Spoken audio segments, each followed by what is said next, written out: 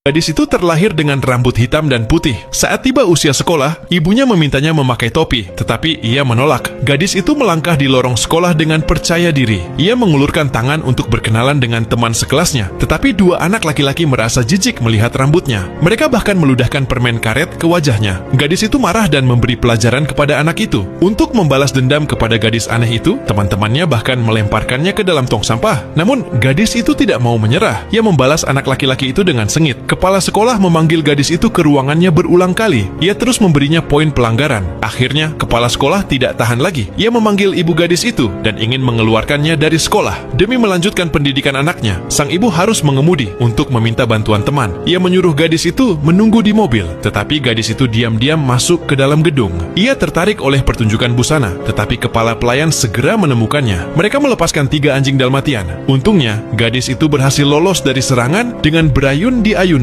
Lalu ia berlari keluar dengan panik. 3 anjing itu mengejarnya. Atas perintah Baroness, anjing-anjing buas itu menyerang ibu gadis tersebut. Sang ibu terjatuh dari tebing.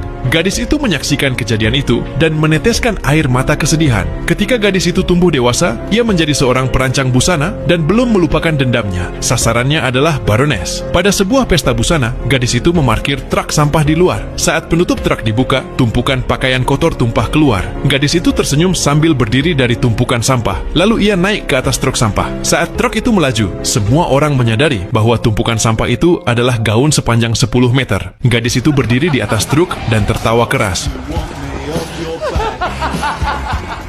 Baroness hanya bisa tertawa canggung. Setelah kembali, Baroness sangat marah. Ia mulai memperhatikan perancang muda itu. Pada malam hari, gadis itu membeli sekotak manik emas. Ia menghabiskan malam untuk menjahit semuanya, membuatnya menjadi gaun emas. Semua orang tampak kagum. Setelah melihatnya, Baroness memerintahkan anak buahnya untuk merebut gaun itu dan menyimpannya di dalam brankas. Berusaha mengklaim gaun itu sebagai miliknya, Baroness dengan sengaja mengawasi gadis itu dan mengambil gambar rancangan busananya. Namun, itu adalah bagian dari rencana gadis tersebut. Saat pertunjukan busana berikutnya dimulai, Baroness membuka brankasnya. Ratusan serangga terbang keluar. Semua orang panik. Semua gaun berharga milik Baroness hancur. Ternyata, manik emas itu sebenarnya adalah telur ngengat. Gadis itu berhasil menuntaskan dendamnya. Sekarang pertanyaannya, apa yang akan kamu lakukan jika bertemu orang seperti Baroness?